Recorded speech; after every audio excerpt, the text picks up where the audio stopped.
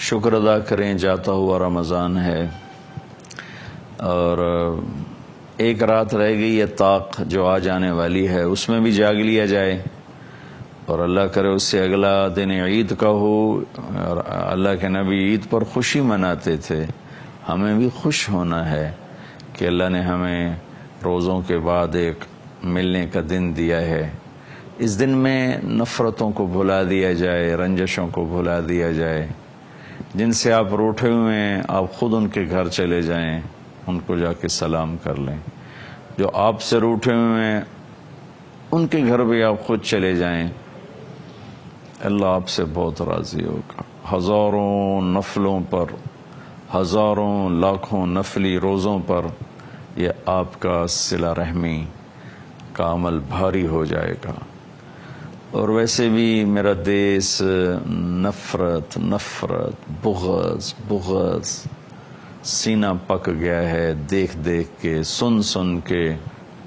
مذہب کے نام پہ عجیب و غریب نفرت ہے، سیاست کے نام پر ہے، رشتوں ناتوں کے نام پر ہے، قومیت پر ہے، صوبوں پر ہے، زبانوں پر ہے، عجیب و غریب حال ہے۔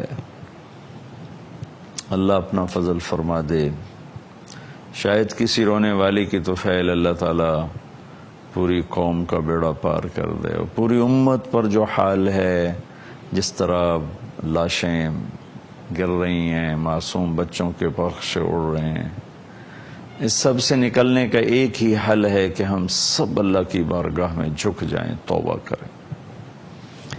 یونس علیہ السلام کی قوم پہ عذاب آنے لگا تو سب سجدے میں گر گئے، اللہ نے عذاب اٹھا دیا۔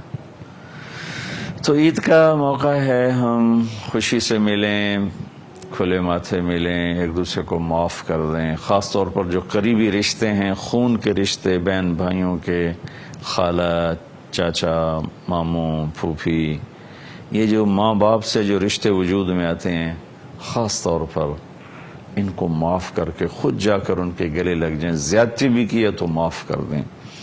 تو میرے نبی کا اس پر وعدہ ہے کہ جو صلہ رحمی کرے گا وہ جنت الفردوس میں ایک اعلیٰ درجے کی جنت ہے جس میں اللہ تعالیٰ اس کو داخل فرمائے گا، اور وہاں شہید نہیں جا سکتا، اور وہاں بڑے بڑے نیکوکار نہیں جا سکتے۔ وہاں 3 آدمی جائیں گے، ایک عدل کرنے والا، ایک رشتہ داروں سے اچھا سلوک کرنے والا، اور ایک حلال کمائی میں پوری نہیں پڑتی تھی، حرام کما سکتا تھا، نہیں حرام میں گیا اور اسی حلال میں گھٹ گھٹ کے زندگی گزار کے چلا گیا، ایک وہ اس میں جائے گا۔ تو میں آپ سب عزیزان جو سن رہے ہیں ان سے گزارش کرتا ہوں کہ عید کا دن رنج بھلانے کا ہو، غصے کو دور کرنے کا ہو، لڑائیاں ختم کرنے کا ہو۔ لوگ ابار دیں تیری نک نہیں رانی، تیری عزت نہیں رانی، تینوں کہیں پوچھنا نہیں، تو بغیرت ہو گئے، یہ سب شیطانی باتیں ہیں، اور یہ بات کرنے والے ہمارے بڑے ہی نادان دوست ہیں، بہت ہی ناسمجھ دوست ہیں۔ اللہ تعالیٰ ایسی نصیحتوں سے ہم سب کی حفاظت فرمائے۔ تو عید کو ہم خوبصورت بنائیں، ایک دوسرے سے مل کر محبت کے ساتھ۔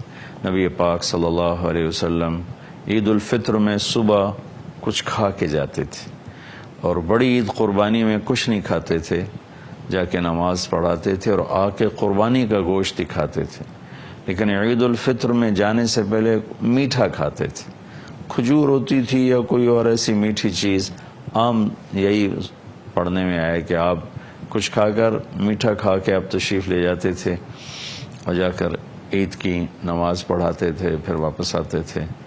تو عیدگاہ تھی مدینہ منورہ میں جہاں سارے اکٹھے ہوتے تھے، وہاں عید کی نماز ادا فرمایا کرتے تھے، پھر سب ملتے تھے، پیار محبت، ہنسی مذاق سب کچھ ہوتا تھا۔ تو اس کو بھی ہم خوشی کا دن بنائیں اور توبہ کا دن بنائیں۔ اور ایک چیز رہ گئی تھی، میں اس کو جاتے جاتے کہہ دوں، ہیں تو اگرچہ 2 دن پتہ نہیں کتنے لوگ اس کو دیکھتے ہیں، صدقہ فطر جس کو ہم فطرانہ کہتے ہیں، یہ 29 کی شام سے پہلے ادا کر دیا جائے تو پھر روزوں کی میل کچیل صاف ہو جاتی ہے، روزے آسمان تک چلے جاتے ہیں۔ نہ ادا کیا جائے تو پھر یہ معلق ہو جاتے ہیں، لٹک جاتے ہیں، اوپر نہیں جاتے ہیں۔ اور صدقہ فطر کشمش کے حساب سے میرے نبی دیا کرتے تھے، 3 کلو کشمش دیا کرتے تھے۔ 3 کلو کشمش میرے پاس مختلف مدارس کے فتاوی آئے ہیں تو 1200-1300 کے راؤنڈ اباؤٹ یہ چلتا ہے کہ 3 کلو کشمش تقریباً 1300-1350, 1250, 1400 فی کس کے حساب سے۔ ایک آدمی کا 3 کلو یعنی 1300 روپیہ لگا لے، 1200 لگا لے۔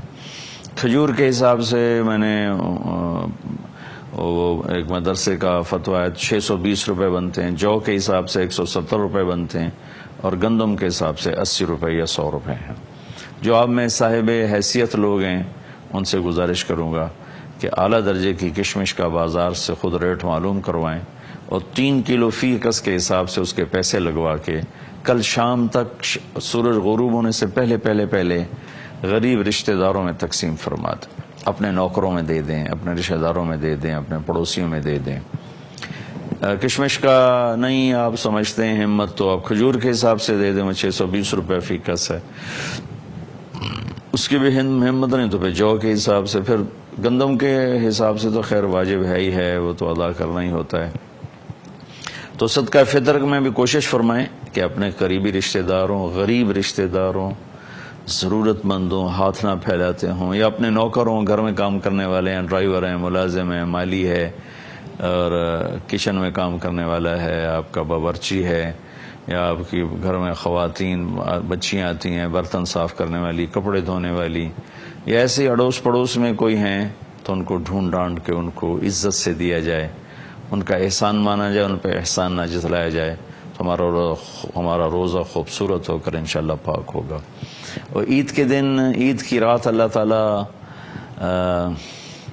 تعالیٰ کے محبوب صلی اللہ تعالی علیہ وسلم نے فرمایا کہ اللہ تعالیٰ فرشتوں سے پوچھتے ہیں کہ مزدور کا بدلہ کیا ہے جو مزدوری کر دے، تو فرشتے کہتے ہیں اس کا مزدوری دی جائے، تو اللہ کہتے ہیں میں نے اپنے بندوں کے روزے اور رات کی تراویح کی وجہ سے سب کو معاف کیا۔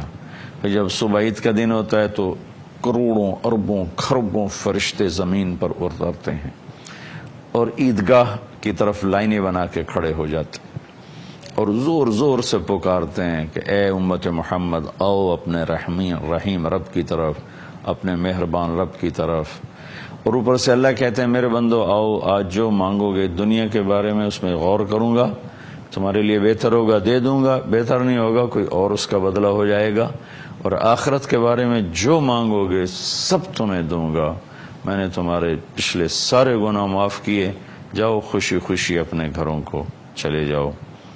میں نے پہلے بھی بتایا تھا، پھر دوبارہ دوہرا دیتا ہوں، گن دیتا ہوں، 4 آدمی پھر بھی نہیں اس ساری رحمت کا میں کوئی ان کا حصہ نہیں پڑتا ہے، نہ ان کو ملتا ہے۔ ایک شراب پینے والا جب تک توبہ نہ کرے، ایک ماں باپ کا نافرمان جب تک توبہ نہ کرے، ایک رشتہ داروں سے لڑنے جھگڑنے والا، بائیکاٹ کرنے والا جب تک توبہ نہ کرے، اور ایک دل میں بغض کینہ پالنے والا جب تک توبہ نہ کرے۔ تو اللہ تعالیٰ میری بھی، آپ کی بھی، ہماری نسلوں کی بھی ان 4 بڑے عیب سے حفاظت فرمائے۔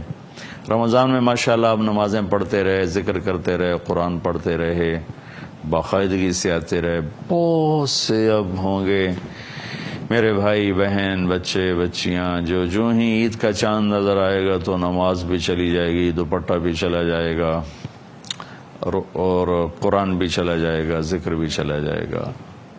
ایسی بات نہیں ہے میرے عزیزو، اللہ نے نماز موت تک فرض کی ہے، اور ذکر تلاوت موت تک اللہ نے ہمارے ذمہ لگایا ہے۔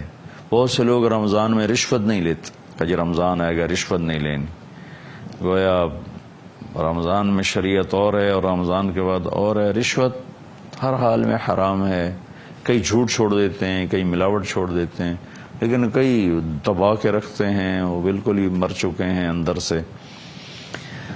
تو میری گزارش ہے کہ جس طرح نماز پڑھ رہے تھے ایسے پڑھتے رہیں، جس طرح قرآن پڑھتے تھے پڑھتے رہیں، جیسے سروں پہ دوپٹے تھے باقی رہیں، جیسے جھوٹ سے بچے، رشوت سے بچے، بچتے رہیں، تو کل اللہ کی بارگاہ میں بہت سرخرو ہو کر پہنچیں گے۔